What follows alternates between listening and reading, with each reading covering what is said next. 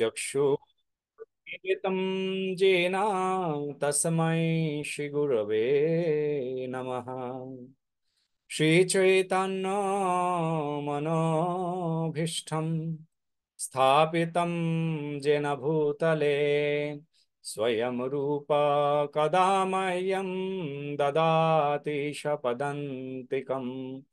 वन्देऽहं श्रीगुरो श्रीयुतापदकमलं श्रीगुरून् वैष्णवांश्च श्रीरूपां सग्रजातं सहगणा रघुनाथार्नितं तं सजीवं साद्वैतं सावधूतं परिजनसहितं श्रीकृष्ण चैतन्य देवं श्रीराधा कृष्ण पादं सहगना ललिता श्रीविशाखान्वितंश्च नमोऽयं विष्णुपादाय कृष्णपृष्ठाय भूतले श्रीमते भक्तिवेदान्ता स्वामिनिति नामिने। नमस्ते सरस्वती देवे गौरवाणी प्रचारिणे निर्विशेषा शून्यवादी पाश्चात्य देशतारिणे वंशाकल्पतरुभ्यश्च कृपसिन्धुभ्य एव च पतितानं पावनेभ्य वैष्णवेभ्य नमो नमः। जय श्री कृष्ण चैतन्य प्रभु नित्यानंद श्री अद्वैत गदाधर शिवशादि श्री गौर भक्त वृंद। हरे कृष्णा कृष्ण कृष्ण हरे हरे, हरे राम राम राम हरे हरे। मूकं करोति वाचालं पङ्गुलं लङ्घयते गिरिं यत्कृपातमहं वन्दे परमानन्दमाधवं। श्रीचैतन्य ईश्वरं श्रीगुरुदिनतारिणं परमानन्दमाधवम्। नमो विष्णुपदाय कृष्णपदाय श्रीमते भक्तिचारु स्वामी नित्यानंद स्निग्धासतशुक्रेण तवज्ञानस्य शक्वतं बहुपादगतप्राणान्। হরে কৃষ্ণ শুধু ভক্তমণ্ডলী সকলকে স্বাগত আমাদের সাপ্তাহিক ভক্তি রত্নাকর পাঠ ক্লাসে। যদিও আমরা কয়েক সপ্তাহ ধরে ভক্তি রত্নাকর করতে পারছিলাম না, তো আমরা ইতিমধ্যে অনেকগুলো বিষয় সম্বন্ধে আলোচনা করেছি। তো আজকে আমরা ভক্তি রত্নাকরেতে ফিরে আসি। নরসিংহ মহিমা আমরা শ্রবণ করলাম, তারপরে আহ গত সপ্তাহেও আমরা নরসিংহ মহিমা শ্রবণ করার পরে আপনারা অনেকে জগন্নাথ আবির্ভাব মহিমাতে যোগদান করেছিলেন। তো জগন্নাথ আবির্ভাব মহিমা প্রাইমারি রূপে শ্রবণ করেছি। আজকে আমরা ভক্তি রত্নাকর গ্রন্থ থেকে পাঠপূর্বক শ্রবণ করব এবং আগামী সপ্তাহে আমরা দণ্ড মহোৎসব, যে সাধারণত ভাবে কাউকে যদি দণ্ড দেওয়া হয় বা শাস্তি প্রদান করা হয় তাহলে পরে সে সমাজে পূজিত ব্যক্তি হন না, তাকে সবাই আহ বিরূপ দৃষ্টিতে দেখেন যে একটি দণ্ডপ্রাপ্ত আসামি। কিন্তু ভগবত সেবাতে দণ্ডও যে একটি মহোৎসবে রূপ ধারণা করে, অর্থাৎ কৃপার সর্বোচ্চ ফলও একটি শাস্তিও কৃপার সর্বোচ্চ ফল হতে পারে, সে সম্বন্ধে আমরা আগামী সপ্তাহে আলোচনা করব। খুব ইম্পর্টেন্ট টপিক হবে এবং আমাদের খুব গুরুত্বপূর্ণ অনেক জিনিস আমরা জানতে পারবো। তো অবশ্যই আগামী সপ্তাহে যোগদান করবেন সবাই। তো আজকে আমরা ভক্তি রত্নাকরে প্রবেশ করি। ওকে। আমার মার্ক অনুযায়ী ভক্তি রত্নাকর দ্বাদশ তরঙ্গ 1692 সংখ্যা থেকে পাঠপূর্বক শ্রবণ করার কথা। তো কোনো সংখ্যা কি আপনাদের কাছে লেখা আছে?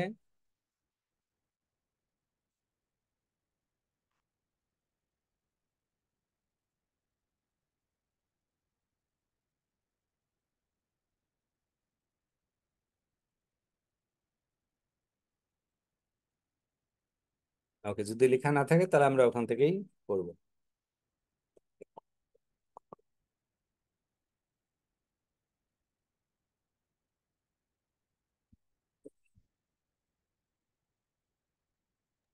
প্রভু লেখা নেই গত সপ্তাহে, মানে ওই যে অল্প একটুখানি করে পরে ওই যে আর একটা কিসে যেন ঢোকালো, এই জন্য ওইটা মানে আঁকিয়ে বলে না, আমরা ওরকম আঁকিয়ে বলি। ঠিক আছে। তো আমরা অ্যাকচুয়ালি নৃসিংহদেবের কথা শ্রবণ করছিলাম। তো নৃসিংহদেবের কথা শ্রবণ করতে করতে শ্রীবাস ঠাকুরের নৃসিংহদেবের কথাই আমরা প্রবেশ করেছিলাম। প্রভু হরে কৃষ্ণ প্রণাম। প্রণাম মাতা, বলুন। প্রভু আজকে যে 1392 থেকে সম্ভবত। আমার মার্ক তো বলছে 1692। ঠিক আছে প্রভু, হরে ওকে। কৃষ্ণ।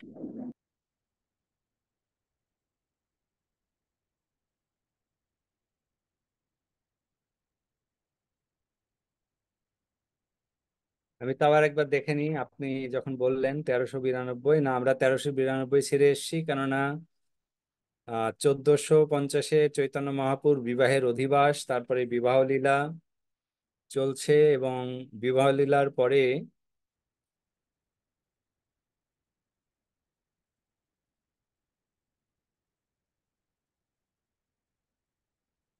তিনি ফিরে হরে এসেছেন। কৃষ্ণ প্রভু, 1600 পরেই হবে। হ্যাঁ মাতা। বলতেছি যে 1600 পরেই হবে।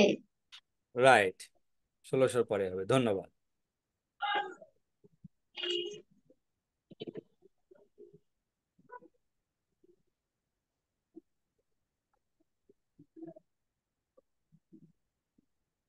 ওকে।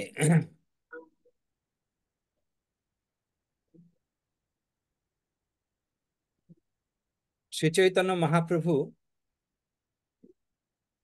হুঙ্কার করিয়া প্রভু কহে বারবার, ভক্ত ভয় বিনাশিতে মোর অবতার। প্রভু অবতীর্ণ ইহা ভক্তে নাহি জানে, আপনারে প্রকাশিতে ইচ্ছা হইল মনে। করিয়া সুবেশ প্রভু উল্লসিত চিতে, নদিয়া ভ্রমণে রঙ্গে চলে এথা হইতে।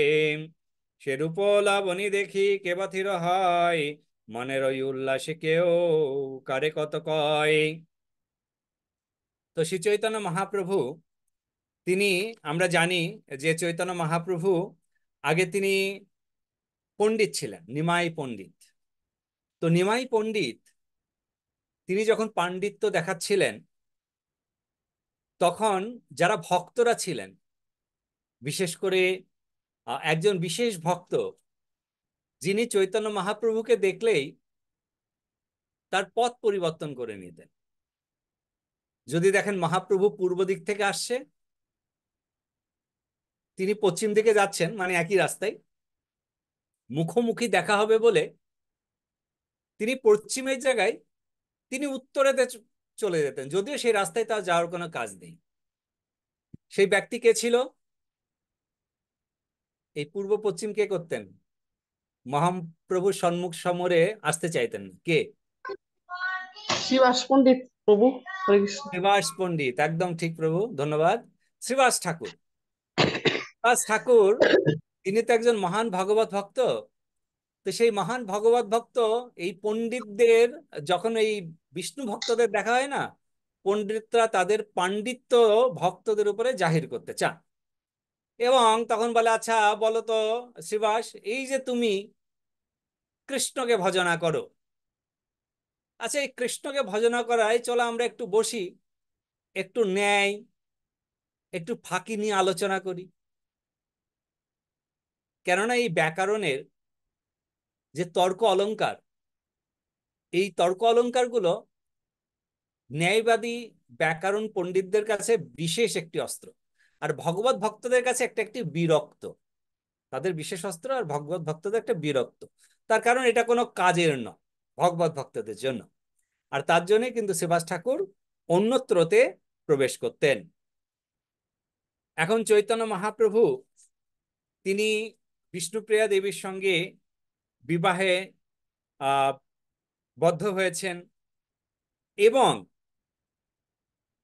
যখন চৈতন্য মহাপ্রভু গেলেন কোথায়, তিনি কোথায় গিয়েছিলেন, কোথা থেকে তিনি তার প্রকৃত ভাব প্রকাশ করতে শুরু করলেন?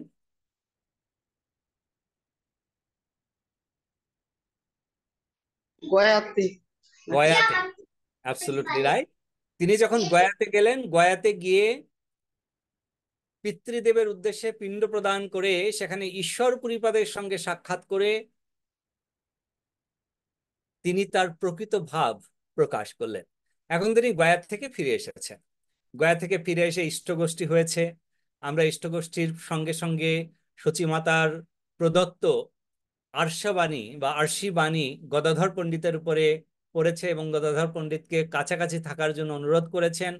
এখন চৈতন্য মহাপ্রভু একদিন তিনি শুক্লাম্বর ব্রহ্মচারীর গৃহে, সেখান থেকে তিনি হুঙ্কার দিচ্ছেন এই যে শ্লোকটি আমরা পড়লাম, যে সকল ভক্তদের মনে একটি এ ছিল যে এই যবন রাজারা তারা এতটা ভগবত ভক্তদেরকে কি করছেন না, তারা ভগবত ভক্তদের প্রচুর প্রকারে অসুবিধা করছেন। অসুবিধাই নয় শুধুমাত্র, তারা যত প্রকারের বাধা হতে পারে সমস্ত প্রকারের বাধা তাদের প্রতি প্রয়োগ করছে, তত প্রকারের বল তাদের প্রতি প্রয়োগ করছে। তাই চৈতন্য মহাপ্রভু এখানে বললেন আর কোনো ভয় নেই ভগবত ভক্তদের, আমি এসে গেছি। কেননা ভক্তের ভয় বিনাশিতে মোর অবতার, ভক্তের ভয় বিনাশিতে মোর অবতার। আমরা জানি যে ভগবত ভক্তদের ভয় বিনাশ করেন একজন। কে তিনি বিনাশ করেন ভগবত ভক্তদের ভয়? নৃসিংহদেব ভগবান। নৃসিংহদেব ভগবান। তো চৈতন্য মহাপ্রভু এখানে আলটিমেটলি ডিক্লেয়ার করছেন যে আমি সেই নৃসিংহদেব, আমি এসে গেছি, কোনো চিন্তা নেই, আমি সমস্ত ভয় থেকে ভক্তদের রক্ষা করব। এখন চৈতন্য মহাপ্রভুর এই ডিক্লারেশনে ভক্তগণ যারা ভগবত ভক্ত ছিলেন, বিশেষ করে শ্রীবাস ঠাকুর, অদ্বৈত আচার্য প্রভু, মুরারি গুপ্ত আদি সমস্ত ভক্তগণ তারা এতটা আনন্দিত যে প্রভু, আমরা যে প্রভুকে চেয়েছিলাম, যে প্রভু এসেছিলেন এতদিন তিনি নিজেকে লুকায়িত করে রেখেছিলেন, সেই প্রভু আমাদের সামনে প্রকৃত প্রকাশিত হচ্ছে। আচ্ছা, এই যে মহাপ্রভু ডিক্লারেশন দিলেন, এই সময় মহাপ্রভুর বয়স কত ছিল কে বলবেন? একটা গেস করতে পারেন আপনারা, মহাপ্রভু কত বছর বয়সে তিনি এই যে ডিক্লেয়ার দিলেন, তিনি গয়া থেকে ফিরে এসে ডিক্লারেশনটা দিয়েছেন, তার কত বছর বয়স হতে পারে? 24। আরো মনে হয় প্রভু হরে 24। কৃষ্ণ। ওকে, শ্যামল প্রভু বললেন 24, যমুনা মাতা কি বললেন? 24। 18 নাকি প্রভু? হ্যাঁ, হরে ওকে, কৃষ্ণ প্রভু 24ই হবে আশা করি। হরে 24। কৃষ্ণ। ওকে, ধন্যবাদ। সমরেশ প্রভু কি বলছিলেন? আমি 24 বলছি, হরে কৃষ্ণ প্রভু। 24 বলছেন। হ্যাঁ ওকে, এনিবডি এলস? আর কেউ? হ্যাঁ 24 হরে কৃষ্ণ প্রভু, দণ্ডবত প্রণাম। 24 পেয়ে গেছি, আপনাদের সবার 24। আচ্ছা, 24 ছাড়া যদি কারোর কোনো মত থাকে তাহলে বলুন।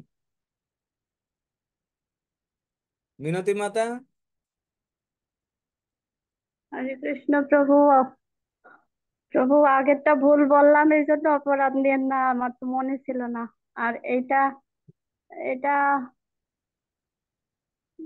গয়া থেকে এসেই কি সন্ন্যাস যদি নিয়ে থাকে তাইলে 24, গয়ার থেকে এসেই তো সন্ন্যাস নেননি, গয়ার তাইলে থেকে এসে তো 22 তিনি প্রভু। ভক্তভাব প্রকাশিত হলো, তারপর এখন কত লীলা করবেন না, তিনি কত লীলা করবেন, জগাই মাথায় উদ্ধার করবেন, নাম প্রচার করবেন, এবং একদম মানে আম ঘাটাতে আমের গাছ লাগাবেন, হরিহর ক্ষেত্রে গিয়ে হরিহরের গুণকীর্তন করবেন, পুরো নবদ্বীপ মণ্ডল পরিভ্রমণ করবেন ভক্তদের সঙ্গে, তারপরে গিয়ে তিনি সন্ন্যাস নেবেন। ওই হরে ভিডিও কৃষ্ণ প্রভু। 12 বছর মনে হয়। 12 বছর? আচ্ছা, শুক্লা মাতা বললেন 12 হরে বছর, ঠিক কৃষ্ণ আছে। প্রভু, আমার তো মনে হচ্ছে 16 বছর। আচ্ছা, তিলকপতি বাবু বলছেন 16 বছর, ঠিক আছে। মিনতি মাতা প্রভু কি বলেছিলেন? 18 বলছিলাম, জানি না 18 তারপর। বলেছিলেন। আচ্ছা, আমরা 12, 16, 18, 24 দেখা যাক আর কি পাওয়া যায়। হরে কৃষ্ণ প্রভু, আমি বলি 20 বছর আচ্ছা, আন্দাজে। আমি যাক, বলেছি আন্দাজে মাঝখানে, 20 আমি বছর। বলি আমি বলতেছি মাঝখানে 20 বছর বলেছি, তাই বলতে শুনিতে মাতা সেটা বলে গেছে। আচ্ছা, মাঝখানে 20 বছর, 20 বছর প্রভু। 20 বছর। ওকে, হরে কৃষ্ণ প্রভু, বলুন। 27 বছর। 27 বছর, ওকে। 27 বছর, অসুবিধা নেই, হতেই পারে। আর আর যারা 24 বছর বলেছেন তারা চেঞ্জ করতে পারেন যদি চান। 24 তো হবে না প্রভু, 27 হবে না, 24 হবে না, আগে হবে এবার ওই সেই 1 2 3 টিক চিহ্ন মারার মতো প্রভু, যে টিক চিহ্ন তাদের লাগবে, ভাগ্যে বেঁধেছে সেরকম অবস্থা। একদম ঠিক।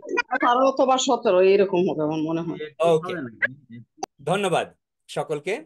তো চৈতন্য মহাপ্রভু সন্ন্যাস নিয়েছিলেন 24 বছর বয়সে। তিনি 48 বছর পর্যন্ত এই ধরাধামে অবস্থান করেছিলেন। 24 বছর তিনি জগন্নাথ পুরীতে ছিলেন, আর 24 বছর তিনি মায়াপুরে ছিলেন। 24 বছর জগন্নাথ পুরীতে থাকাকালীন 6 বছর কাল তিনি গমনাগমন করেছিলেন, অর্থাৎ তিনি দক্ষিণ ভারত, বৃন্দাবন ইত্যাদি ইত্যাদি জায়গায় গমনাগমন করেছেন। আর 18 বছর তিনি এক জায়গাতে ছিলেন, কোথাও যাননি, সেটি জগন্নাথ পুরীতে। আর এইখানে যে 24 বছর হলো, 16 বছর বয়সেতে তিনি প্রথম বিবাহ করেন। সেই বিবাহের পরে তিনি বঙ্গ, মানে পূর্ববঙ্গ অর্থাৎ বাংলাদেশে যান। বাংলাদেশে 1 বছর কাল তিনি থাকেন। 1 বছর কালের মধ্যে তিনি ফিরে আসেন, আর তার মধ্যে লক্ষ্মীপ্রিয়া দেবী গত হন, অর্থাৎ মহাপ্রভুর বয়স 17 বছর তখন। এখন সচী মাতা ঠিক 17 বছর 2 মাসের পর থেকে তিনি সম্বন্ধ দেখা শুরু করেন, আর ঘটনাক্রমে সম্বন্ধ প্রাপ্ত হয়। মহাপ্রভুর বয়স যখন 18, তখন বিষ্ণুপ্রিয়া দেবীর সঙ্গে তার বিবাহ পরিণয় সম্পূর্ণ হয়। তো 18 বছর 3 মাসে তিনি গয়াধাম যাত্রা করেন, এবং গয়াধাম থেকে মাকে বলে গেছিলেন বেশি দিন নয় মা, এই মাত্র 60 দিনের মধ্যে ফিরে আসবে, হেঁটে হেঁটে যেতে হয়। তো তো সেক্ষেত্রে তিনি 120 দিন লাগিয়েছিলেন। রাস্তায় আস্তে আস্তে আরো একটু সময় লেগে গেছিল। তো সব মিলিয়ে 19 বছর হতে 1 মাস বাকি ছিল।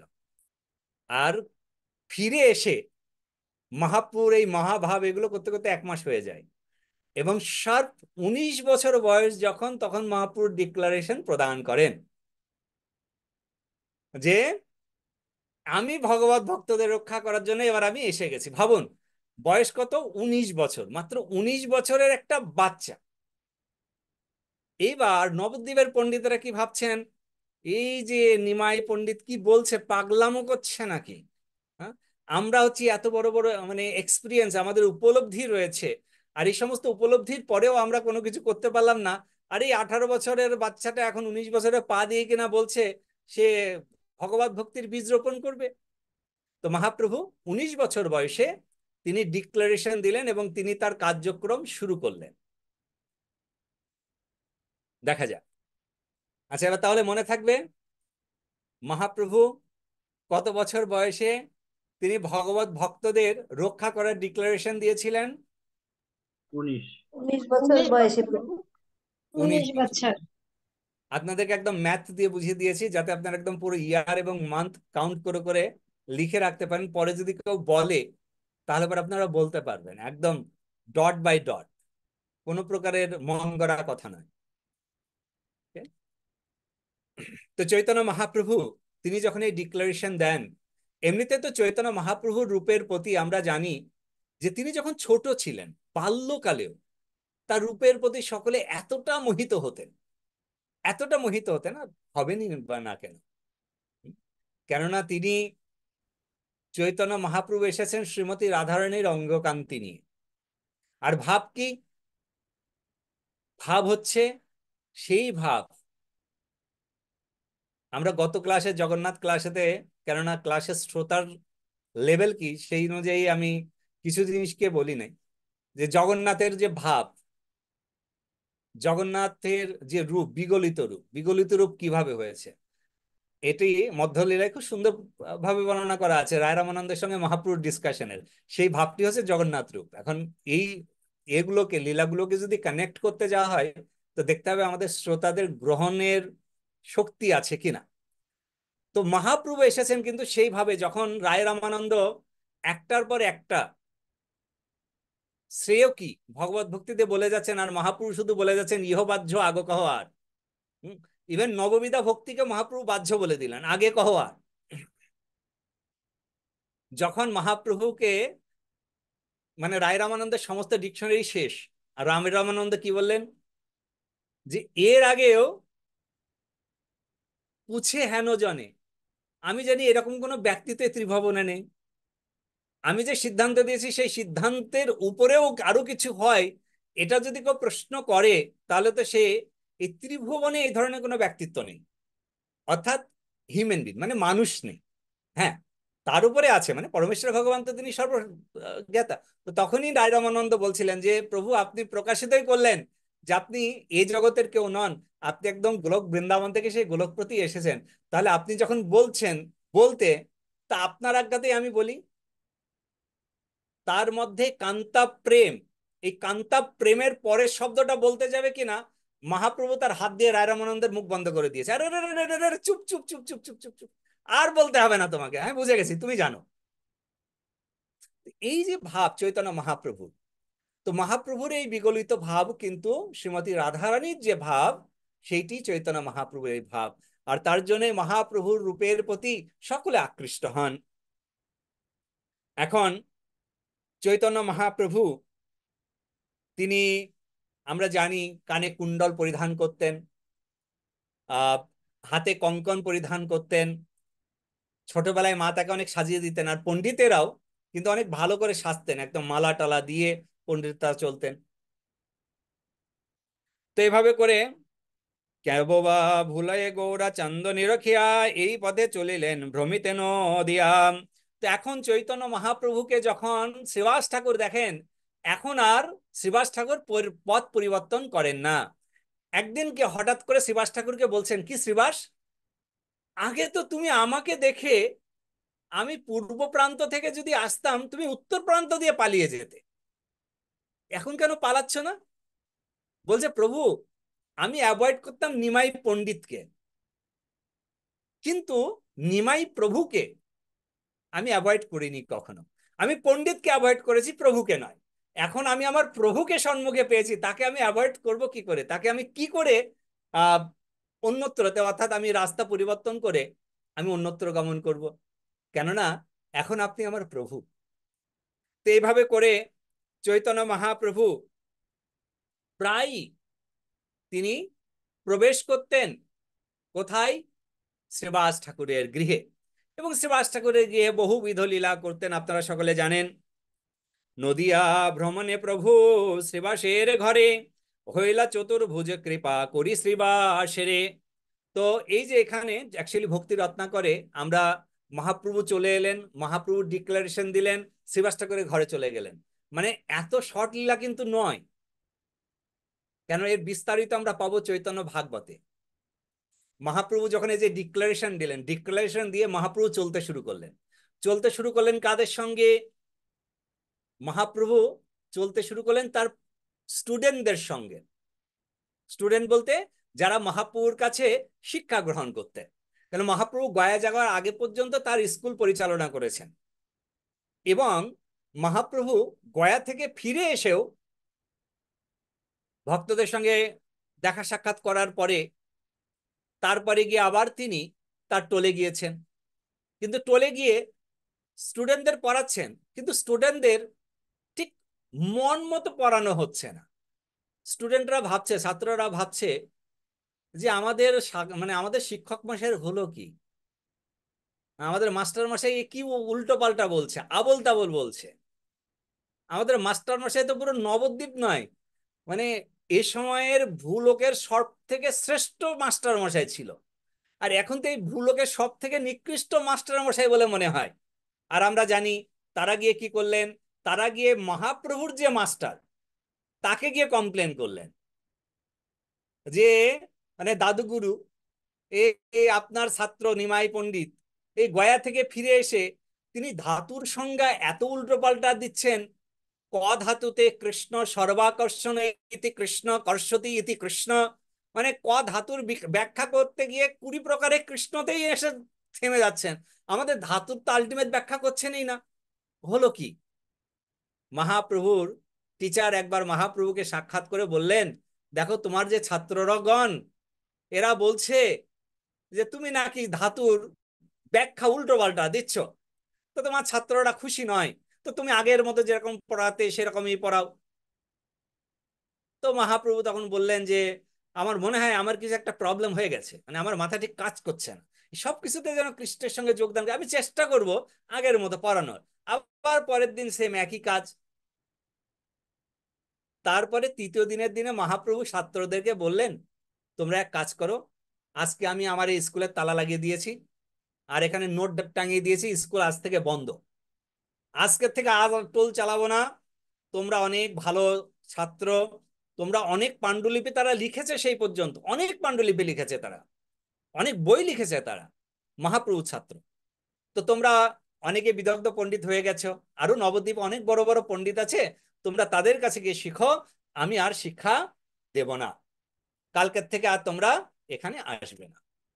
তারপরেও কিন্তু পরবর্তী দিনেতেও তারা মহাপ্রভুর বাড়ির সামনে এসে বসে গেছেন। আগে তো ছিল এক ব্রাহ্মণের ঘরের সামনে, মাতার মন্দিরের সামনে ছিল নিমাইয়ের টোল, কিন্তু এখন সবার মহাপ্রভুর ঘরের সামনে এসে বসে পড়েছেন। মহাপ্রভু স্নান করতে যাবে, স্নান করতে যাবে, তখন দেখে ছাত্ররা, আরে কি ব্যাপার, তোমাদেরকে না কালকে আমি বলে দিয়েছি আমি আর পড়াবো না, আমার মাথা আর কাজ করছে না এখন, তো ফলে আমি আর কোনো পড়াবো না। তারাও মহাপ্রভুর সঙ্গে সঙ্গে গঙ্গায় গিয়েছে, বলে না না না, আমরা এখানে পড়তে আসিনি, আমরা আপনার সঙ্গে একটা সময় কাটাতে এসেছি। আর ত্রিলোকপতি প্রভু কিছু বলবেন? তো আমার প্রশ্নটা হচ্ছে যে মহাপ্রভু এটা যে বললেন যে তাদেরকে পড়াবেন না, শিক্ষা দিবেন না, এটা কি অনুরাগের জন্য? এটা তো মানে অভিমান বা সেটাই যে আমি আমার বিরুদ্ধে তারা কমপ্লেন করলো, আমি ওদের পড়াবোই না, তাহলে এটা কি অনুরাগ হলো না? না, অ্যাকচুয়ালি আপনার যে প্রশ্নটা ছিল, প্রশ্নটা খুবই ভালো, আপনি ক্লাস শুনতে থাকুন, প্রশ্নের উত্তরটা এর মধ্যেই রয়েছে। তো এখন এটা এই লীলাটা এই কাহিনীটা আপনি আগে একদিন বলেছিলেন। রাইট, এটা এখন গঙ্গা নদীতে স্নানে যায় সেটা নিয়ে, সব পাণ্ডুলিপি নিয়ে এটা। তারা স্নানে যায়, স্নানে গেলে পরে তারাও স্নান করতে যান, স্নান করতে গিয়ে মহাপ্রভুর সঙ্গে তারা আলোচনা করেন। সেদিনকে পাণ্ডুলিপি নিয়ে যাননি, সেদিনকে তারা স্নান করতে গিয়েও মহাপ্রভুর সঙ্গে তারা সময় কাটিয়েছেন। মহাপ্রভু স্নান থেকে উঠে এসে এবার মহাপ্রভু একটা হুংকার ছাড়েন যে আমার ব্যাখ্যাতে, আমার ধাতু বা সন্ধি বিচ্ছেদে যদি কোনো প্রকারের ভুল থাকে, আমি ওপেন চ্যালেঞ্জ করছি, এই নবদ্বীপে কোনো পণ্ডিত যদি আমার সামনে এসে বসে আমাকে বলে যে আমার সিদ্ধান্ত ভুল, তাহলে আমি নবদ্বীপ ছেড়ে চলে যাব। এমন কেউ আছে? আমার সিদ্ধান্তকে তারা খণ্ডন করবে, আমি ওপেন চ্যালেঞ্জ করছি নবদ্বীপে। এইভাবে করে যখন এই কথাগুলো চারিদিকে ডিক্লারেশন হয়ে গেল, তখন এই যে স্টুডেন্টরা ছিল, এই স্টুডেন্টরা তারা বুঝতে পারলেন যে অ্যাকচুয়ালি মহাপ্রভু এই যে ক ধাতুতে কৃষ্ণ, এটি হচ্ছে প্রকৃত শিক্ষা তিনি আমাদেরকে প্রদান করছেন। তারপরের দিন, তৃতীয় দিনের দিনে অ্যাকচুয়ালি তারা মহাপ্রভুর সঙ্গে গিয়ে তাদের পাণ্ডুলিপি জলে বিসর্জন দেন, এবং জলে বিসর্জন দিয়ে তারা বলেন এখন কিন্তু তোমার সঙ্গে আমরা থাকবো, আর তুমি যা বলবে আমরা সেটাই করব। তো এই মহাপ্রভুর পড়ুয়া সকল, তারা হলেন মহাপ্রভুর প্রথম শিষ্যগণ, তারা মহাপ্রভুর সঙ্গে চলেছেন। এরপরে মহাপ্রভু গেলেন কোথায় না, তিনি গেলেন ভালো বস্ত্রের, যারা বস্ত্র বানায়, আগের দিনেতে মানে মুদিখানার দোকান হতো না, মুদিখানার দোকান মানে যেখানে আমও পাওয়া যাবে, সেই সঙ্গে সঙ্গে আমের আচারও পাওয়া যাবে। আগের দিনে আম যেখানে পাওয়া যেত শুধু আমই পাওয়া যেত, আচার পাওয়া যেত না। আচার যেখানে পাওয়া যাবে বিভিন্ন প্রকারের আচারই পাওয়া যাবে, তেল পাওয়া যাবে শুধু তেলই পাওয়া যাবে। তার ফলে আগের দিনের লোকেদের নামও ছিল এরকম, লাস্ট নেম গুলো তেলিয়া, মানে ওই সম্প্রদায় শুধু তেল বিক্রি করবে, তেলিয়া হচ্ছে তাদের লাস্ট নেম, তেলিয়া। তো এভাবে করে তারা এক একটা শস্য তারা বিক্রি করতেন। আর প্রত্যেকে আগে কি হতো না, আদান প্রদান হতো, ঠিক আছে আমি তেল নিয়ে এসেছি, আমার কাছে সবজি নেই, আমি তাকে একটু তেল দেবো, সে আমাকে সবজি দেবে। তো এইভাবে করে আদান প্রদান হতো। তো এখন মহাপ্রভুর সঙ্গে কিন্তু এই সমস্ত শিষ্যগণ রয়েছেন, এবং সেই সঙ্গে তো মহাপ্রভুর ভক্তগণ তো রয়েছেনই। তো তারা বিভিন্ন স্থানে পরিভ্রমণ করেছেন। তো এই যে মহাপ্রভু তিনি ডিক্লেয়ার করলেন যে তিনি শিক্ষা দেবেন না, অভিমান বশত হয়ে নয়, কেননা এক্সকিউজ মি, আগে মহাপ্রভু পাণ্ডিত্য শিক্ষা দিতেন। তো পাণ্ডিত্যের শিক্ষাতে আমরা জানি সার্বভৌম ভট্টাচার্য সেটিকে ডিক্লারেশন করেছেন, যে যখন সার্বভৌম ভট্টাচার্যের ভগ্নিপতি, সার্বভৌম ভট্টাচার্যের ভগ্নিপতির নাম কি ছিল, কে বলবেন?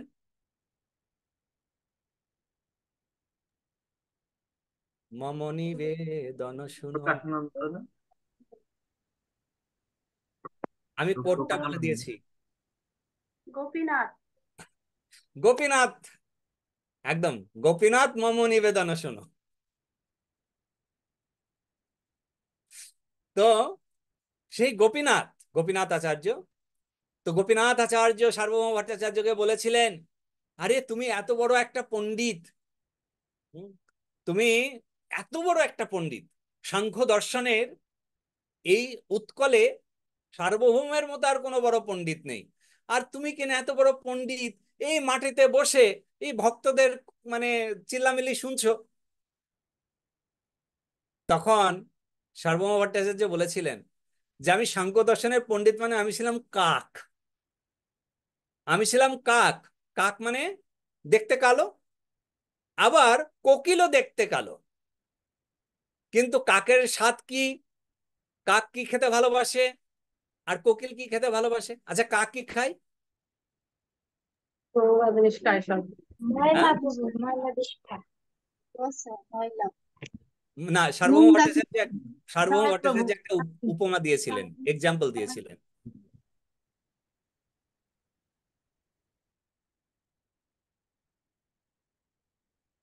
সার্বভৌম ভট্টাচার্য একটি উপমা দিয়েছিলেন, দুটোই ফল। তো মাকাল ফল। না,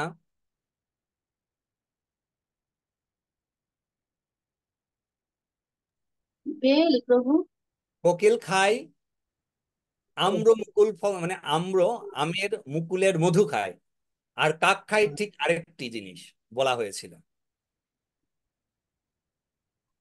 এবং সেটি খেয়ে সেভাবে খুব মিষ্টি, কিন্তু প্রকৃতপক্ষে সেটা জগতের সব থেকে বড় তিতো। মাকাল ফল নাই। ও, হরে কৃষ্ণ।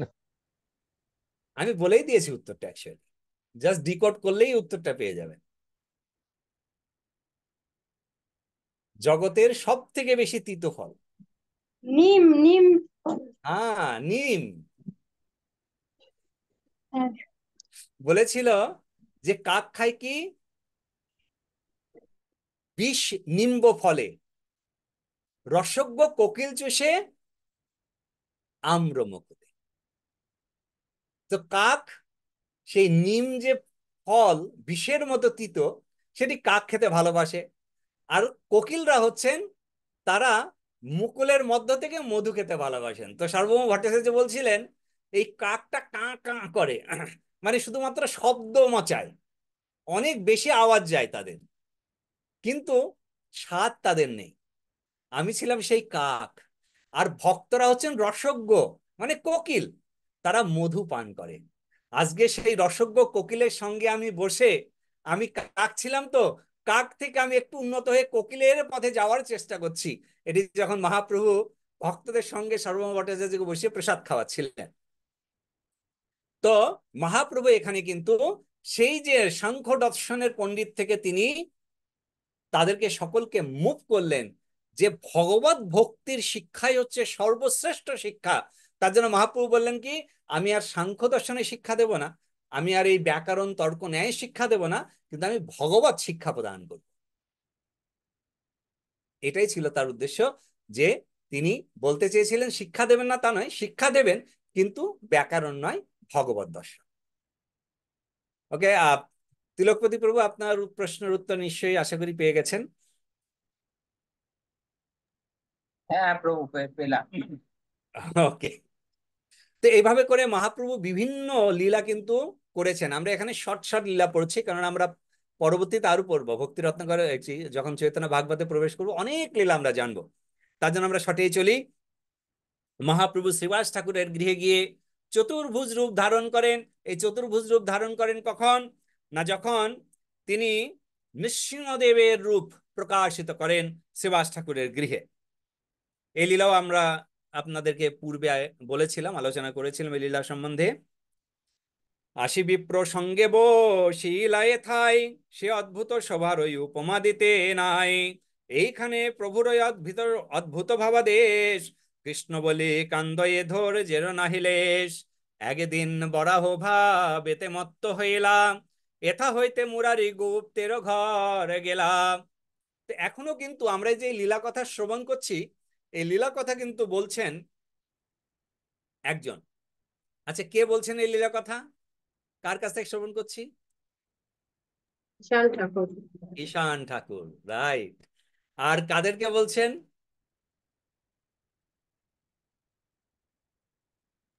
যে নরহরি নরহরি দাস, রামকৃষ্ণ, শ্রীনিবাস, তাদেরকে। ওই এক বিপ্র ছিল সাথে, ব্রাহ্মণ বিপ্র। ওকে, ঈশান ঠাকুর বলছেন এখানে শ্রীনিবাস আচার্য, রামচন্দ্র কবিরাজ এবং নরোত্তম দাস ঠাকুর, এই তিনজন সেখানে রয়েছেন, তাদেরকে বলছেন। তো চৈতন্য মহাপ্রভু বলছেন যে একদিন এই স্থানে বসে তিনি বরাহ ভাবের প্রকাশ ঘটলো, এবং বরাহ ভাবেতে তিনি দৌড়াতে শুরু করলেন। দৌড়াতে শুরু করলেন, শুরু করে কোথায় গেলেন? না, মুরারি গুপ্তের ঘরে গেলেন। এবং মুরারি গুপ্তের ঘরে গিয়ে কি করলেন? হইল বরাহ মূর্তি তারে কৃপা করি, এথায় আসিয়া বসিলেন গৌর হরি। তো এগেন এখানে শুধুমাত্র কোট বলা হয়েছে যে তিনি মুরারি গুপ্তকে কৃপা করলেন বরাহ রূপ ধারণ করে গিয়ে, এবং তারপরে তিনি ফিরে এসে এই স্থানে বসলেন। কিন্তু বরাহ রূপ ধারণ করে মুরারি গুপ্তকে কিভাবে কৃপা করলেন তিনি? মুরারি গুপ্তের ঘরের বাইরে একটা পাত্র ছিল, জং ধরা একটা লৌহ পাত্র ছিল, তার মধ্যে জল ভর্তি ছিল। সেই পাত্র মহাপ্রভু দন্তে ধারণ করেন, এবং দন্তে ধারণ করে বলছেন, মুরারি দেখো আমি এসে গেছি, আমি এই পৃথিবীকে রক্ষা করব। আচ্ছা, তিনি দন্তে কেন ধারণ করলেন, তার কারণ কি? বরার রূপ ধারণ করে তো ভগবান তো তিনি পৃথিবীকে মানে তুলে নিয়ে আসেন, এই জন্য আরে, এইটা বেশি লেখা। তো আলটিমেটলি তিনি তার দন্তে করে পৃথিবীকে উদ্ধার করেছিলেন। তো এখানে তো এই একটা মানে জং ধরা পাত্রকে মহাপ্রভু পৃথিবীরূপে উত্তোলন করে বললেন, দেখো আমি এসে গেছি, এবার পৃথিবীকে আমি রক্ষা করব। এভাবে করে তিনি মুরারি গুপ্তকে কৃপা করেন। Just a second, just a second. Mata, I'm in a class. I will call you back after I finish the class. Okay, thank you. Bye. তো এভাবে করে চৈতন্য মহাপ্রভু বরাহ রূপ পেয়ে মুরারি গুপ্তকে কৃপা করে তিনি ফিরে এলেন। লইয়া সকল ভক্তে প্রভু বিলাসয়, একে নিত্যানন্দ বিনু ব্যাকুল হৃদয়। ওহে শ্রীনিবাস নিত্যানন্দ হলধর, হারায় পণ্ডিত পদ্মাবতীর কুমার। সূর্য সর্বপূজ্য হারায় পণ্ডিত পদ্মাবতী, রারো দেশে এক চক্র গ্রামেতে বসতি। তো মহাপ্রভু তিনি ফিরে এসেছেন গয়া থেকে। 19 বছর বয়সে তিনি ডিক্লারেশন দিলেন। ডিক্লারেশন দেওয়ার পরেও 1 বছর কাল অতিবাহিত হয়ে গেছে। এখন 1 বছর কাল অতিবাহিত হতে 20 বছর বয়স হয়ে গেছে শ্রীমান মহাপ্রভুর। এখন মহাপ্রভু বলছেন যে একটু কারোর যেন মনে হচ্ছে যে আমাদের এই টিমেতে কেউ একজন মিসিং আছে। তো এইভাবে ভাবছেন যে আমাদের টিমে কেউ একজন মিসিং আছে, যেমন আমি ক্লাসে দেখতে পাচ্ছি আমাদের শ্রবণ সাত্ত্বিক আজকে মিসিং আছে। না, আই থিঙ্ক সে যে বিজি, বাট কেউ আছে একজন তো, মিসিং। আছে মানে রেসপন্স কোথায়? করছে। হ্যাঁ, শ্রবণ সাত্ত্বিক আছে কিন্তু রেসপন্স করছে না এই বেশি। সার্বিক অর্শন নেই মানে ওর সার্বিক অর্শন নেই। ওর সার্বিক অর্শন আছে রাইট। শ্রবণ। শ্রবণকে আমি ওকে, আজকে ফোন দেইনি, আমি না না, 15 ওর দিন ফোন। অ্যাকচুয়ালি ও, হ্যাঁ বলো সার্বিক কোশ্চেন। হরে কৃষ্ণ প্রভু, আসলে দিদির হচ্ছে গিয়ে ফাইনাল পরীক্ষা চলছে, তো তাই রাইট। ও ক্লাসে হচ্ছে জয়েন করছে না। না না, হ্যাঁ আমাকে মেসেজ করেছিল যে ফাইনাল এ আছে, তার জন্য কয়েকটি ক্লাস জয়েন করবে না। So Hare that's Krishna. Thank you. So বলছে কেউ একজন মিসিং, খুব ইম্পর্টেন্ট ব্যক্তিত্ব। কে না? একজন মহান ব্যক্তিত্ব একচক্রতে থাকতেন, হারাই পণ্ডিত যার নাম, পদ্মাবতী যার মায়ের নাম, তাদের একমাত্র পুত্র নিত্যানন্দ। সেই নিত্যানন্দ আমাদের সঙ্গে মিসিং হয়ে আছে। আমরা চাই যে সেই নিত্যানন্দ আমাদের এখানে যদি আসে, তাহলে পরে একসঙ্গে না আমরা কতই আনন্দ করব, কতই প্রচার করব। তো মহাপ্রভু শ্রীনিবাস আচার্যকে বলছেন নিত্যানন্দ প্রভুর ব্যাপারে।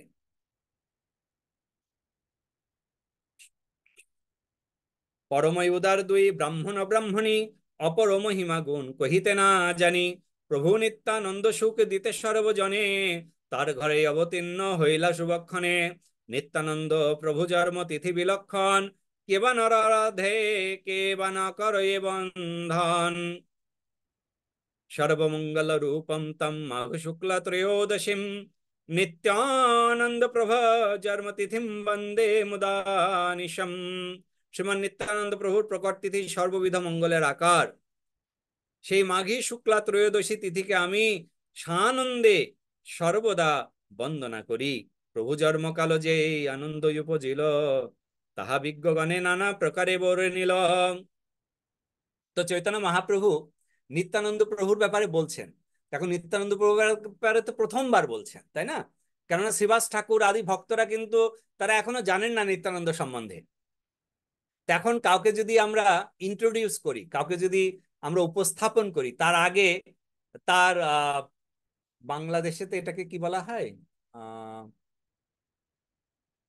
কীর্তনের আগে আমরা মঙ্গলাচরণ করি, ঠিক এই পদাবলী কীর্তন বন্দনা আগে বন্দনা কি বলে? বন্দনা বন্দনা। বন্দনা নয়, বন্দনা নয়, একটা ভালো শব্দ আছে পদাবলী কীর্তনেতে করে অধিবাস প্রভু। না।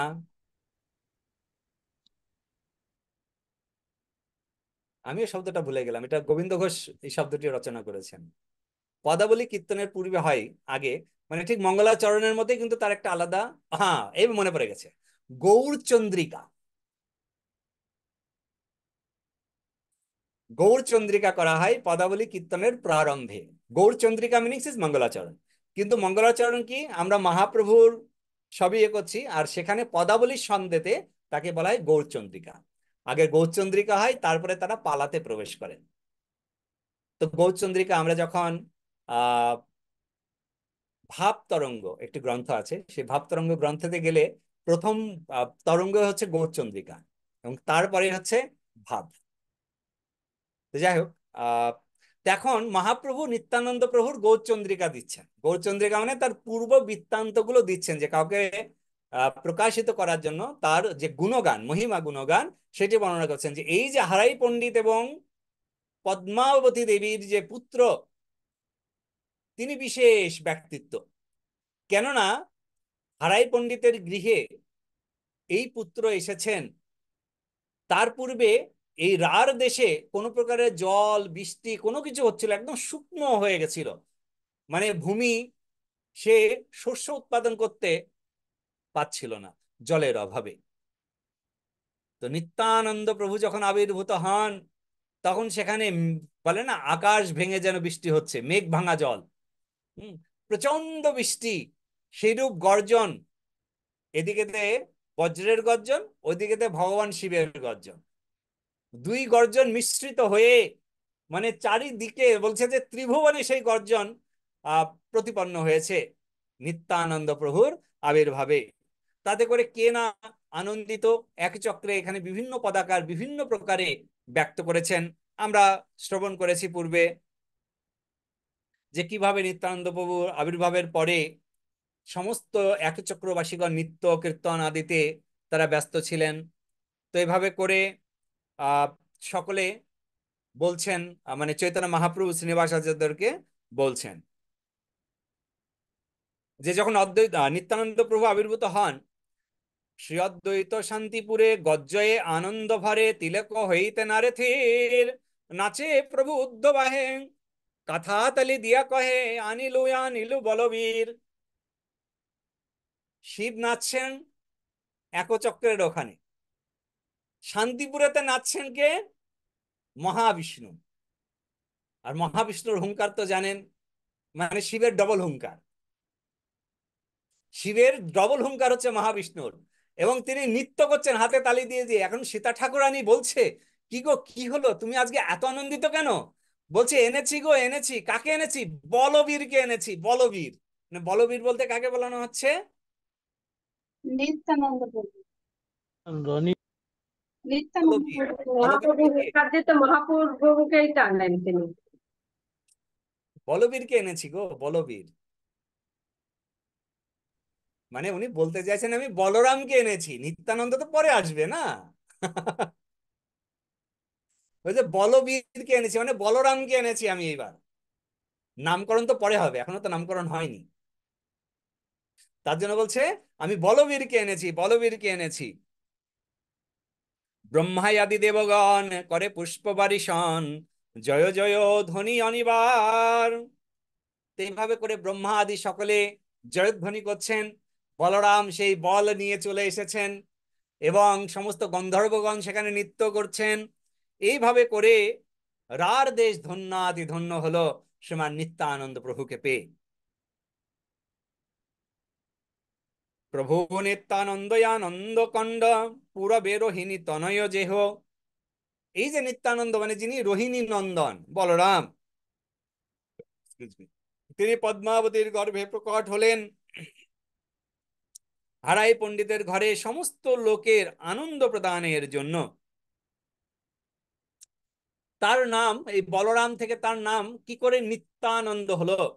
কেননা এই বলরামের আবির্ভাবের ক্ষণে সকলে এতটা আনন্দ প্রাপ্ত হয়েছেন।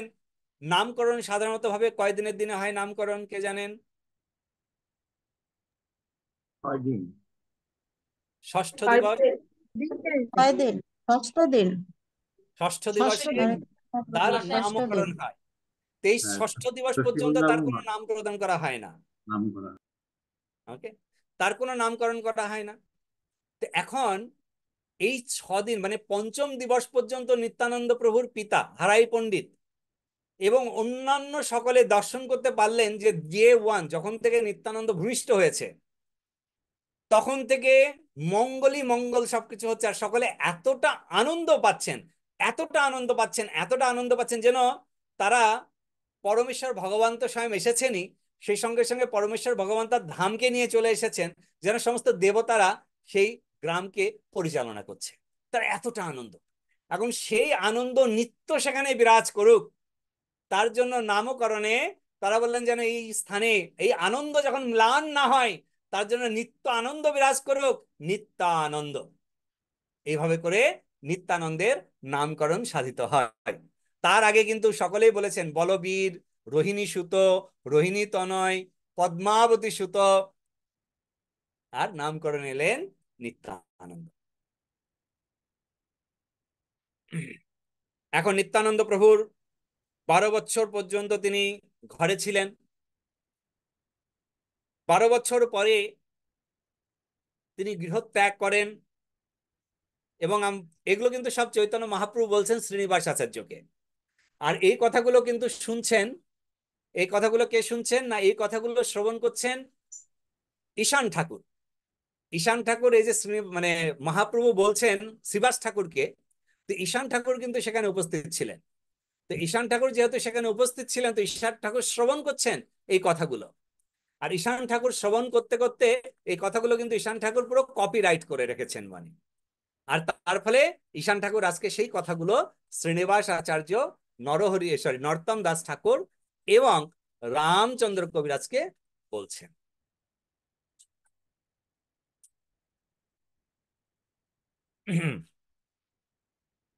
তো এরপরে নিত্যানন্দ প্রভুর 12 বছর বয়সে তিনি একটি প্ল্যান করেন। সেই প্ল্যান করে তিনি সন্ন্যাস গ্রহণ করেন। এই লীলাও আপনারা শ্রবণ করেছেন পূর্বে, লীলা বলেছি আমরা, তো এখানে পরে আবার বলবো। সর্বমনোরথ সিদ্ধি করি পর্যটন, প্রভুর প্রকাশ লাগি রহে বৃন্দাবন। তো শ্রীমান নিত্যানন্দ প্রভু, আচ্ছা নিত্যানন্দ প্রভু মহাপ্রভুর থেকে ক বছরের বড় কে বলবেন?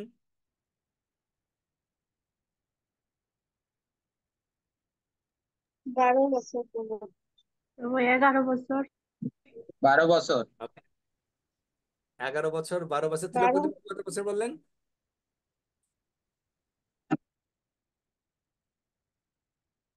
তিলকপতি প্রভু ক বছর বললেন?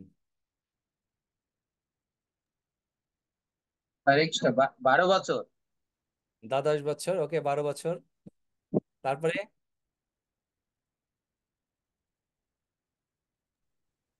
আমিও ভুলে গেছি। আর আপনারাই আমার সহায়ক, সঠিকটা বলে সহযোগিতা করবেন। 13 বছর নাকি প্রভু? 13 বছর বেশি হয়ে যাচ্ছে।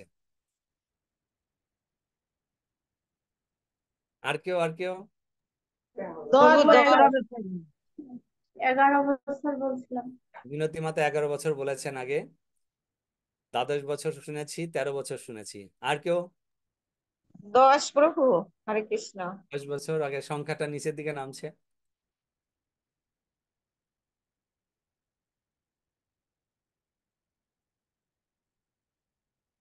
বারো বছর, 12 বছর, 12 বছর।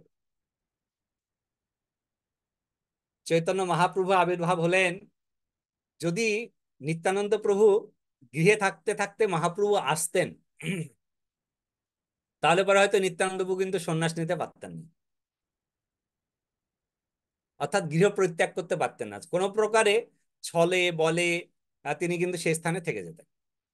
অর্থাৎ নিত্যানন্দ প্রভু 12 বছর, আপনারা একদম ঠিক বলেছেন, 12 বছর কাল, 12 বছর বয়সেই কিন্তু নিত্যানন্দ প্রভু সন্ন্যাস নেন। মানে সন্ন্যাস তো নেয়, দৈত্তিক ব্রাহ্মণের সহায়ক রূপে তিনি যাত্রা করেন। আর ঠিক সেই সময় মহাপ্রভু বললেন, যাক, বলরাম এবার গিয়েছে, এবার আমি গিয়ে কিছু খুঁটিনাটি একা একা করতে পারবো। বলরাম থাকবে না তো, একা একা করা যাবে অনেক কিছু বাল্যলীলাতে। তার জন্য কিন্তু তিনি এলেন, অর্থাৎ 12 বছর পরে চৈতন্য মহাপ্রভু এলেন, 12 বছর। এবং তিনি সন্ন্যাসের সঙ্গে, মানে সন্ন্যাসীর সঙ্গে নিত্যানন্দ প্রভু কত বছর সন্ন্যাসীর সঙ্গে পরিভ্রমণ করেছেন?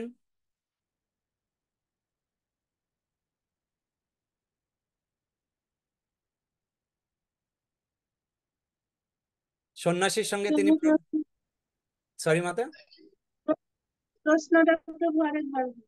প্রশ্নটি হচ্ছে যে সন্ন্যাসীর সঙ্গে নিত্যানন্দ প্রভু গেলেন, সেই সন্ন্যাসীর সঙ্গে কত বছর কাল নিত্যানন্দ প্রভু পরিভ্রমণ করলেন? সেটাও মনে হয় 12 বছর। 12 বছর।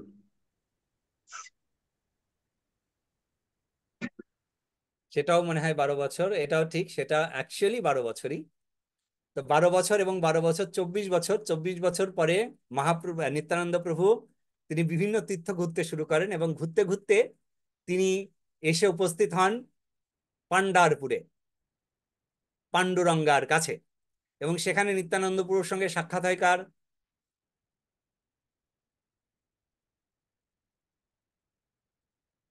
পান্ডারপুরে নিত্যানন্দ প্রভুর সঙ্গে সাক্ষাৎকার হয় চৈতন্য মহাপ্রভু। চৈতন্য মহাপ্রভুর। ওকে। আর আমরা পূর্বে আলোচনা করেছি, এই ঘটনাগুলো আলোচনা করেছি। মহাপ্রভুর সঙ্গে কিন্তু সাক্ষাৎ হয়নি এখনো, মায়াপুরে হবে। কেন, মহাপ্রভু সবাই ডিক্লারেশন দিচ্ছে, আরে নিতাইকে পাচ্ছি না গো, একটু ডাকো। আর মহাপ্রভুর বয়স কিন্তু অলরেডি পুরীতে প্রবেশ করেছে। আর নিত্যানন্দ প্রভুর বয়স এখন 24, মানে 24 থেকে 1 বছর করে 25 বছরেতে তিনি এসেছেন পান্ডারপুরে। তার মানে 25 বছর যদি হয়, তাহলে মহাপ্রভুর বয়স হচ্ছে 13 বছর এখন। কিন্তু আমরা মহাপ্রভুর 20 বছর বয়সে আছি, এখনো 7 বছর আমরা পিছিয়ে আছি। তাহলে কার সঙ্গে সাক্ষাৎ হলো পান্ডারপুরে?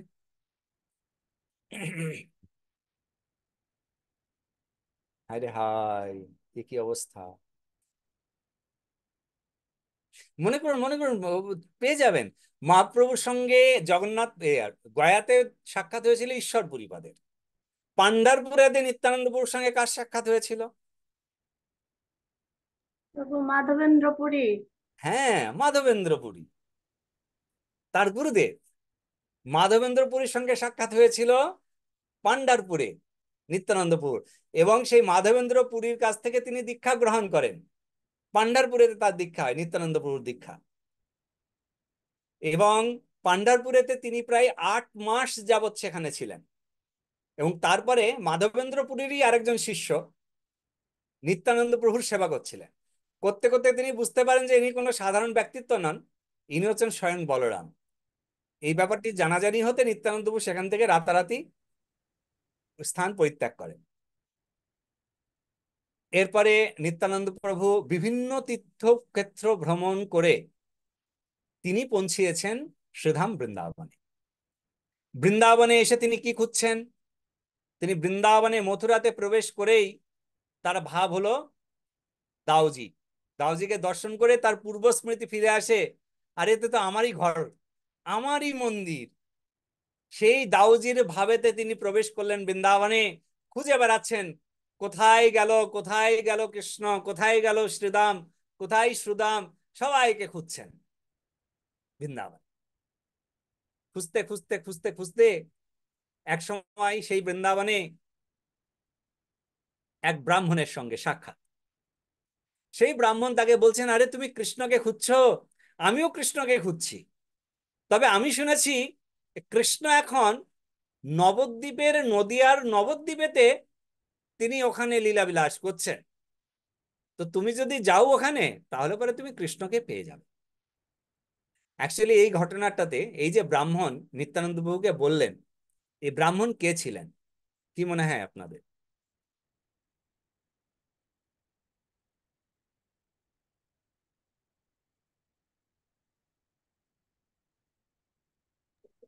তো যেহেতু কৃষ্ণকে খুঁজছেন, কৃষ্ণ ব্রাহ্মণ রূপ ধারণ করে তিনি এটা পথ দেখাচ্ছেন। Absolutely right.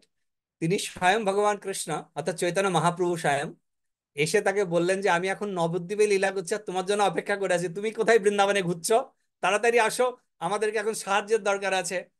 কেননা মহাপ্রভুর কাছে পুরো সুন্দর একটা ম্যাপ আছে, প্ল্যান ম্যাপ। তো সেই প্ল্যান ম্যাপটা হচ্ছে একটা বাজারের, কিন্তু সেই বাজারটা পরিচালনা করার জন্য একজন সুদক্ষ পরিচালক পাওয়া যাচ্ছে। আর সেই সুদক্ষ পরিচালকের চেয়ারটা মহাপ্রভু আরেকজনের নামে রেখে দিয়েছে। আর সেই নামটিকে নিত্যানন্দ। নাম অর্থ নাম হচ্ছে নিত্যানন্দ। নামের আগ। হুম। আর মহাপ্রভু যে বাজার সেটি হচ্ছে নামের হাট। একটি আপনার আমরা কোনো এক সময় যখন এই নামের উপরে আমরা কিছু করব, একটি গ্রন্থ এখন পাওয়া যাবে না, সেই গ্রন্থগুলো, এটার প্রায় 23 বছর আগে আমরা একটা জেরক্স কপি, মানে একটা বই পেয়েছিলাম, সেটা থেকে আমরা জেরক্স কপি করে কয়েকটা বই বানিয়েছিলাম। ওদের অনেক আগে বলেছিলাম হয়তো, প্রায় 6 বছরের আহ অনুসন্ধান করে করে আমরা 4টে বই পেয়েছিলাম, অনেক পুরানো বই। সেই বইগুলোকে আমরা মানে সেই পাপড়ের মতো হয়ে গেছিল, পেজগুলোকে সেই খুলে খুলে আমরা সেটাকে কপি করে একটা কপির বুকস করেছিলাম। তো সেখানে আপনার বৃহৎ ভক্তি তত্ত্বসার, বর্তমান বাজারে যে ভক্তি তত্ত্বসার পাওয়া যায় সেটি নয়, বৃহৎ মানে ভক্তি তত্ত্বসার যে গ্রন্থ, এটি সম্পূর্ণ অথেন্টিক গ্রন্থ এবং গৌড়ীয় বৈষ্ণবদের জন্য কিন্তু খুব হাই লেভেলের গ্রন্থ। তো সেখানে এই নামের হাটের সম্বন্ধে এত সুন্দর বর্ণনা করা হয়েছে, মানে গ্রন্থকার এমন ভাবে বর্ণনা করেছেন, সেটার ইয়ে হচ্ছে শ্রী নাম হাট পত্তন, অধ্যায়ের নাম শ্রী নাম হাট পত্তন। যে কিভাবে হাটেতে শ্রীনাম এলো বিক্রি হওয়ার জন্য, তারই বিভাগ হচ্ছে সেই চ্যাপ্টারটি। যাই হোক, তখন এই জন্য নিত্যানন্দ প্রভুকে বললেন যে এখন নিত্যানন্দ আছেন নবদ্বীপের নদিয়ায়, নদিয়ার নবদ্বীপে, তো তুমি সেখানে যাও। এভাবে করে শ্রীমান নিত্যানন্দ প্রভু নদিয়াতে নবদ্বীপে এলেন। এখন নবদ্বীপে এসে তিনি কি করলেন? সোজাসুজি শ্রীবাস ঠাকুরের ঘরে এসে দর্শন দিলেন মহাপ্রভুকে, না কি করলেন ভুলে গেছি আমি, কে বলবেন? হরে কৃষ্ণ প্রভু বলুন মাতা। নন্দনাচার্যের গৃহে ছিলেন। নন্দনাচার্যের গৃহে ছিলেন। নন্দন আচার্যের গৃহে ছিলেন। কিভাবে ছিলেন? লুকিয়ে লুকায়িত। ছিলেন। হ্যাঁ, লুকিয়েছে। মহাপ্রভু যেন তাকে পান। সো নন্দন আচার্যের গৃহেতে তিনি এসে লুকিয়ে থাকলেন। তো আমরা জানি, ওকে, নিত্যানন্দ গমন জানিয়া গৌর রায় মন্দ মন্দ হাসে মহা উল্লাস হিয়াই শ্রী বিষ্ণু মন্দিরে পূজে বিশ্বম্ভর এথাই বৈষ্ণব সব মিলিল সত্তর। সেসবা দেখিয়া প্রভু উল্লাসিত মনে রজনী স্বপন কথা কহে এইখানে। তো মহাপ্রভু বিষ্ণু মন্দিরে পূজা করে সব ভক্তদেরকে বললেন যে আজকে আমরা সব বিষ্ণু মন্দিরে বসবো। সেখানে বসে প্রসাদ ডিস্ট্রিবিউট করতে করতে মহাপ্রভু বলছেন, জানো জানো শ্রীবাস, সমস্ত ভক্তরা, রাত্রে না আমি একটা স্বপ্ন দেখেছি। কি স্বপ্ন? সেবাসাদি প্রভু স্বপ্না বেশে নিরখিয়া করিলেন স্তুতি সবে সুস্থির হইয়া। বিশ্বম্বর চেষ্টা কিছু কহিলা না হয়, দেখিতে নিতাই চান্দে উৎকণ্ঠা অতিশয়। হরিদাস শিবাসা পণ্ডিতে কিছু কহিলা, নিত্যানন্দ অন্বেষণে দিলা পাঠাইয়া।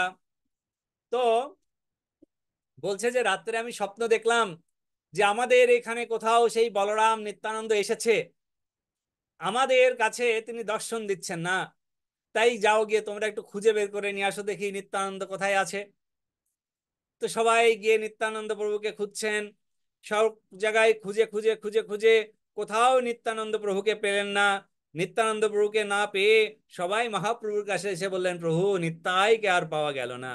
শুনি প্রভু কহে কত মন্দ মন্দ হাসে, প্রভুর এ ভঙ্গি কিছু অন্য না জানিলা, নিত্যানন্দ পরম দুর্জেয় জানাইলা। তো মহাপ্রভু শোনার পরে মহাপ্রভু হাসলেন যে হ্যাঁ, নিত্যানন্দ এত সহজ বস্তু নয়, খুঁজলেই পাওয়া যাবে নিত্যানন্দকে, এত সহজ বস্তু নয়, তাই না? আমরা যেমন বলি না যে এতটাই কি সহজ বস্তু গুরু কৃপা প্রাপ্ত হওয়ার? এত সহজ বস্তু নয়, তাই না? গুরুর কৃপা প্রাপ্ত হতে গেলে সর্বপ্রথম আমাদেরকে কি করতে হবে? 6 প্রকারের শরণাগতি আমাদের মধ্যে থাকতে হবে। 6 প্রকারের শরণাগতি যখন আমাদের মধ্যে উদয় হবে, তখনই গিয়ে কিন্তু আমরা গুরু কৃপা প্রাপ্ত হওয়ার আশা রাখতে পারি। যদি 6 প্রকারের শরণাগতি আমাদের মধ্যে না হয়, তাহলে গুরু কৃপা কি করে হবে? আর 6 প্রকারের শরণাগতি হলে তবেই গুরুদেব আমাদেরকে কৃষ্ণের সঙ্গে কানেক্টেড করতে পারবে। তবু এই শরণাগতিটা যেটা বললেন আপনি, 6 প্রকার শরণাগতি, যেটা এটা তো উম যারা দীক্ষা পেয়েছে বা মানে মানে গুরুদেব তাদের কৃপা করেছেন, সেই শরণাগতিটা হওয়ার পরেই কি কৃপাটা করেছেন? সুন্দর একটি প্রশ্ন। আলটিমেটলি আগে এই 6 প্রকারের শরণাগতি হওয়ার পরেই কৃপা করতেন। আমরা যদি দেখি যে সেই সময়ের সমস্ত ভক্তগণ তারা একদম পুরো রেডি, সমস্ত শরণাগতি মানে ষষ্ঠ শরণাগতি তাদের মধ্যে আছে বলেই গুরুদেব তাদেরকে গ্রহণ করেই তাদেরকে হাতে নন্দকুমারকে ধরিয়ে দিয়েছেন। এখন আমাদের কাছে 6 প্রকারের শরণাগতি তো নেই। গুরুদেব খুব কৃপালু এবং তিনি বলছেন ঠিক আছে, তুমি মাত্র 2-3 প্রকারের শরণাগতি হলে হবে, তারপরে আমরা ধীরে ধীরে নিয়ে যাব। তা আমাদের অবস্থা হচ্ছে তাই, অ্যাটলিস্ট প্রারম্ভতে আমাদের এ করতে হচ্ছে। এখানে নিত্যানন্দ প্রভুকে বলছেন যে নিতাইকে পাওয়া কি এত সহজ কথা? তাই মহাপ্রভু হাসছেন। হেসে মহাপ্রভু তখন বলছেন কি,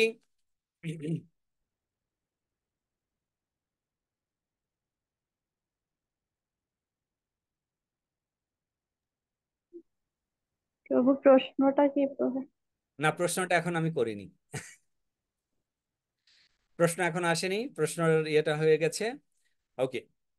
শোভাময় অপূর্ব সুবেশে গৌরচন্দ্র, প্রিয় গণ সঙ্গে চলে যথা নিত্যানন্দ, মিলিয়ে নিত্যানন্দে রাখি শ্রীবাসের ঘরে, যথা আসি প্রভু বসে উল্লাস অন্তরে, শ্রীবাসের গৃহ হইতে রামায় আসিয়া, নিত্যানন্দ চেষ্টা কহে এথায় বসিয়া, পুনঃ পুনঃ পুছে প্রভু কহে তার রীতে, প্রভু আগে কহে কিছু রামায় পণ্ডিত।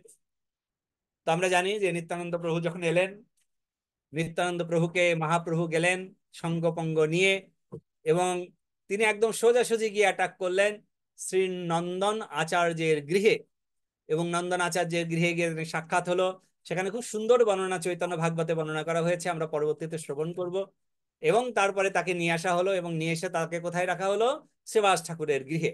শ্রীবাস ঠাকুরের গৃহে আনা হলো এবং শ্রীবাস ঠাকুরের পত্নী, শ্রীবাস ঠাকুরের সহধর্মিণীর নাম কি ছিল কে জানেন?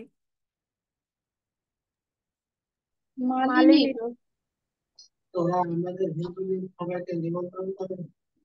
মালিনী দেবী, ধন্যবাদ। সো মালিনী দেবী তিনি নিত্যানন্দ প্রভুকে পুত্র স্নেহে নিত্যানন্দ প্রভুকে টেক কেয়ার করতে শুরু করলেন, এবং নিত্যানন্দের প্রতি শ্রীবাস ঠাকুর এবং মালিনী মাতার যে অগাধ স্নেহ, সেই দেখে কিন্তু চৈতন্য মহাপ্রভু একবার তাদেরকে মানে পরীক্ষা করেছিলেন। সে পরীক্ষার লীলাটা হয়তো আসবে। তখন চৈতন্য মহাপ্রভুর কাছে রামাই পণ্ডিত এসেছেন। রামাই পণ্ডিতের কাহিনীও আপনাদেরকে আমি পূর্বে বলেছিলাম যে কি করে রামাই পণ্ডিত হলেন।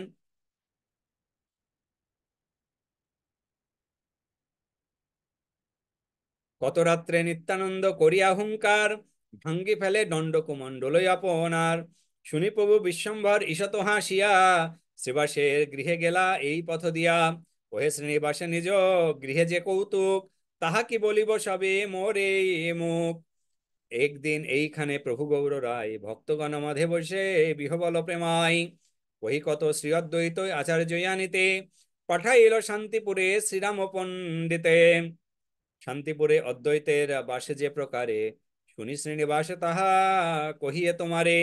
অদ্বৈতের পিতা পিতা মহাদেবী খ্যাত, বঙ্গে বাস পূর্বে শান্তিপুরে যাতায়াত। তো চৈতন্য মহাপ্রভু কে রামাই পণ্ডিত বলছেন যে গতকালকে নিত্যানন্দ প্রভু শ্রীবাসের গৃহে থাকেন, আর শ্রীবাসের গৃহেতে একজন দুইজন না, বেশ কিছু ভক্ত কিন্তু তাদের গৃহে রাত্রি যাপন করেন। তো রামাই পণ্ডিত তার মধ্যে একজন ছিলেন। তো রাত্রেতে আর নিত্যানন্দ প্রভু ঘুমননি, তিনি কখনো ভাবেতে এসে বলে যে কৃষ্ণ এখানে এসে এই দণ্ড কুমণ্ডল নিয়ে কি করবেটা কি, এই বলে একদম ভেঙে দিয়েছে দণ্ড কুমণ্ডল। বলে কিনা কৃষ্ণ বাসি নিয়ে থাকবে, দণ্ড কুমণ্ডল কি হবে।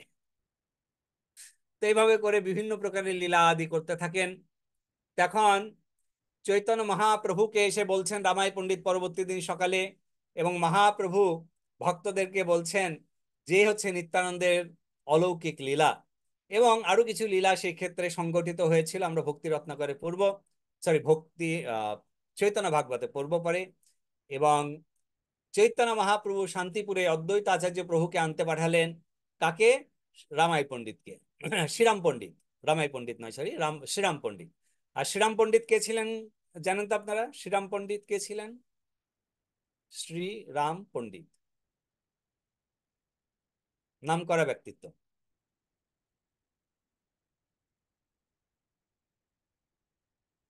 কারোর একজন ভাই ছিলেন। প্রভু এই যে আচার্যদের আর এই যে সব মানে যত মুনি ঋষিদের একটা লিস্ট করতে হবে। তাও লিস্ট করলে হবে না। আমি না প্রথমের দিকে ভাগবতম পড়তাম, তার ভাগবতমের কয়েকটা পেজে লিখে মানে বংশ পরম্পরা সব দিয়ে ভগবানের থেকে সব বংশ পরম্পরা 2-3 পেজ লেখার পরে বলছে যা ওই পর্যন্ত থাক, আর বংশ পরম্পরা লেখার দরকার নেই।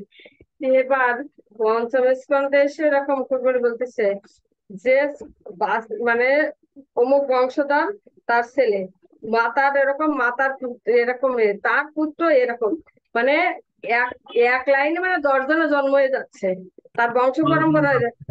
বলছে কৃষ্ণ ওই পর্যন্ত থাক, আর লেখালেখি দরকার নেই। তো এই আচার্যরা এরকম, তারা যা এক একজন আচার্য মুনি ঋষিদের যে লিস্ট, ও যদি লেখায় ও খাতা কলমে ধরবে না। মানে মনে রাখাটা একটু মানে কষ্টকর, খাতা কলমেও ধরবে না এরকম আমার মনে হয়। Absolutely right. তবে শ্রীরাম পণ্ডিত, কেননা আমরা যেহেতু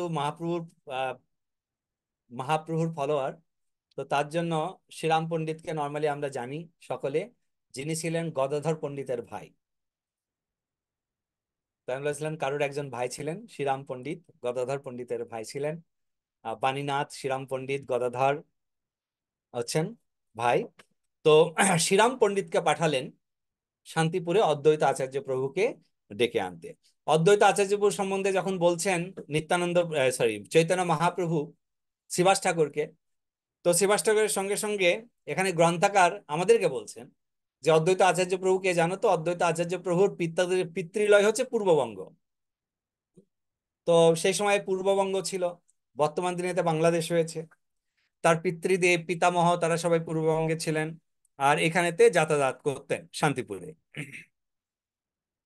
তার পিতার নাম কুবের পণ্ডিত, যিনি পণ্ডিত আচার্য, মিশ্র পণ্ডিত আচার্য নামে খুব খ্যাতি ছিল, এবং তিনি খুবই নাম করা ব্যক্তিত্ব ছিলেন, জগতে খুব বিদিত ছিলেন। নাভা নামে কুবের মিশ্রের ঘরণী, অতিপতিব্রতা যেহ অদ্বৈত জননী, পুত্রের কামনা পূর্বে দোহাইয়া ছিল, তাহা বৃদ্ধকালে নবগ্রামে পূর্ণ হইল। নবগ্রামে জন্মিলেন শ্রী অদ্বৈত চন্দ্র, জন্মকালে ভুবনে ব্যাপিল মহা আনন্দ। তো অদ্বৈত আচার্য প্রভু জন্মগ্রহণ করেছিলেন কুবের পণ্ডিত এবং নাভা দেবীর বয়স যখন অনেকটাই বেশি ছিল তখন। তার পূর্বে কিন্তু তাদের কোনো সন্তান হয়নি। তার কারণ কি? কারণ অদ্বৈত আচার্য প্রভু তো বিবাহ করেননি তার আগে। তিনি তো ব্রহ্মচারী ছিলেন, তিনি তো বৃন্দাবনে গিয়ে তিনি তপস্যায় মত্ত ছিলেন অদ্বৈত আচার্য প্রভু, এবং তার ইচ্ছা ছিল না অ্যাকচুয়ালি তিনি গৃহস্থাশ্রমে প্রবেশ করবেন। সরি, অদ্বৈত আচার্য প্রভু, আমি কুবের পণ্ডিতের কথা বলছি। অদ্বৈত আচার্য প্রভুরও অনেক লেটারই আছে, আমি একটু মিক্স করে দিয়েছিলাম। তো কুবের পণ্ডিত এবং নাভাদেবী তাদের সন্তান অদ্বৈত আচার্য প্রভু অনেক লেটে হয়েছেন, এবং চৈতন্য মহাপ্রভু অদ্বৈত আচার্য প্রভু জন্ম বৃত্তান্ত গুলো কিন্তু বলছেন ভক্তদেরকে। প্রভু আজকের মতো বিশ্রাম প্রভু, আজকে যা পড়ে ও, দিতে সময় একটু অভাবে। অর্ধ হয়ে গেলেন। ওকে, তো আজকের মতো এইখানেই থাকলো। আমরা অদ্বৈত আচার্য প্রভুর জন্ম কথা শ্রবণ করব চৈতন্য মহাপ্রভুর শ্রীমুখ থেকে, যে শ্লোক সংখ্যা হবে 1767, 1767। ওহে শ্রীনিবাস, অদ্বৈতের জন্মকালে শ্রীকৃষ্ণ গোবিন্দ নাম উচ্চস্বরে বলে। তো এটা আমরা আগামী সপ্তাহে, তো হবে না, আগামী সপ্তাহে আমরা চিরাদধি মহোৎসব শ্রবণ করব। তারপরের সপ্তাহে জগন্নাথ স্নান যাত্রা সম্বন্ধে, স্নান যাত্রা গুন্ডিচা মার্জন সম্বন্ধে শ্রবণ করব। তারপরের সপ্তাহে গিয়ে তারপরের সপ্তাহে আস্তে আস্তে আমরা ভুলে যাবো প্রভু, রথযাত্রা। আমার নতুন করে ফিরছে। তারপরের সপ্তাহে আবার রথযাত্রা। না, হরে কৃষ্ণ সেটাই প্রভু। বলি, প্রভু দেখালে একবারে। বলুন, চৈতন্য, হরে কৃষ্ণ প্রভু। বলুন মাতা। যে চৈতন্য মহাপ্রভুরা কয় ভাই ছিল? চৈতন্য মহাপ্রভুরা কয় ভাই ছিলেন? মহাপ্রভুরা ছিলেন দুই ভাই। আচ্ছা, বড়জন বিশ্বরূপ, কে ছিলেন? বিশ্বরূপ আর বিশ্বরূপ। নিমাই। তো বিশ্বরূপ সন্ন্যাস নিয়ে গেলেন, আর নিমাই ঘরে থাকলেন। আর বিশ্বরূপ, এইটাই চিন্তা করলাম যে সাধারণ একটু ভয় পাইছে মা, যে কিনা সন্ন্যাস ধর্ম গ্রহণ করে, এই জন্য শশী মাতারে সে বৈষ্ণবের মতো একটু লেগে সে বাধা দিয়ে রাখছে। চিন্তা করি তাহলে আমরা কত পাপ করি প্রত্যেকটা নিঃশ্বাসে নিঃশ্বাসে। প্রভুর কাছে কি ধরনের চিন্তা এবং কি ধরনের মানে কি বলবো, হ্যাঁ, ধৈর্য আর কত কিছু। মাকেও সে এক বিন্দু মাত্রের জন্য ক্ষমা করে নাই।